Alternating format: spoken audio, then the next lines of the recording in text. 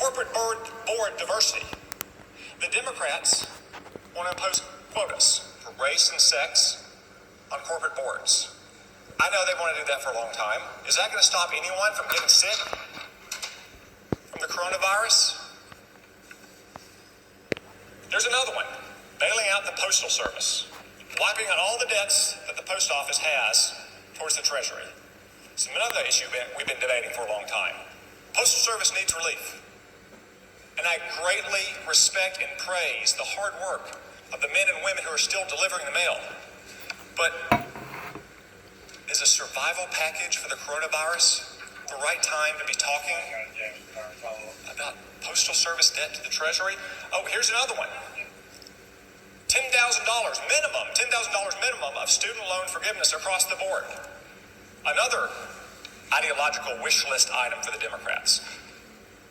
What does it have to do with stopping a pandemic, especially when Donald Trump has already waived student loan payments for Americans who are affected by this terrible pandemic? Early voting mandated in every single state. The same kind of early voting that almost doomed the Democrats' favorite presidential candidate, Joe Biden, against whom Nancy Pelosi and Chuck Schumer, or for whom Nancy Pelosi and Chuck Schumer worked tirelessly to beat their colleague, Bernie Sanders. Oh, combine that with same-day registration. Every single state has to register voters on same day. So now they want to pile election rules on a bill that's designed to stop a pandemic.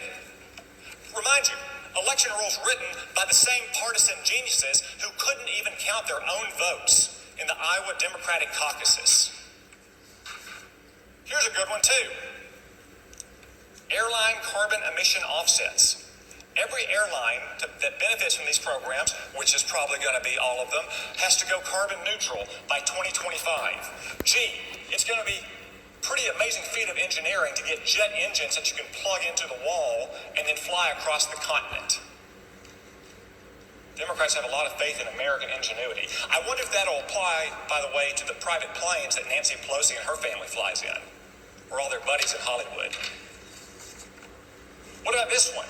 Every airline has to tell you on every single flight what the greenhouse gas emissions of that flight are.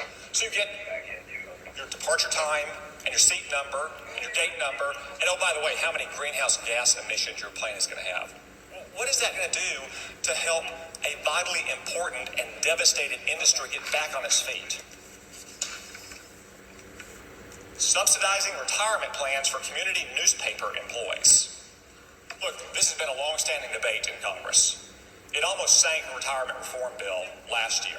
And here it is again in a bill designed to stop the pandemic. Are you kidding me? $15 an hour minimum wage. Unfortunately, millions of Americans are learning that the true minimum wage is zero.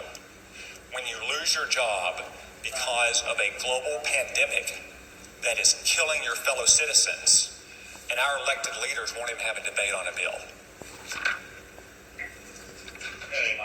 Here's a beauty too. Mandating that federal public employee unions get paid for the union work they do. So that means you, as a taxpayer, will pay federal bureaucrats when they're doing work not for you, the taxpayer, but for their unions. Again, is that going to stop the pandemic? I could go on and on and on. The Democrats' bill is 1,400 pages, after all. But the point is this.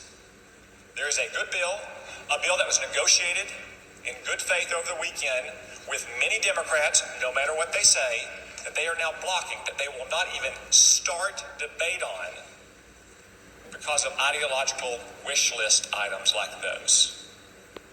It is disgraceful.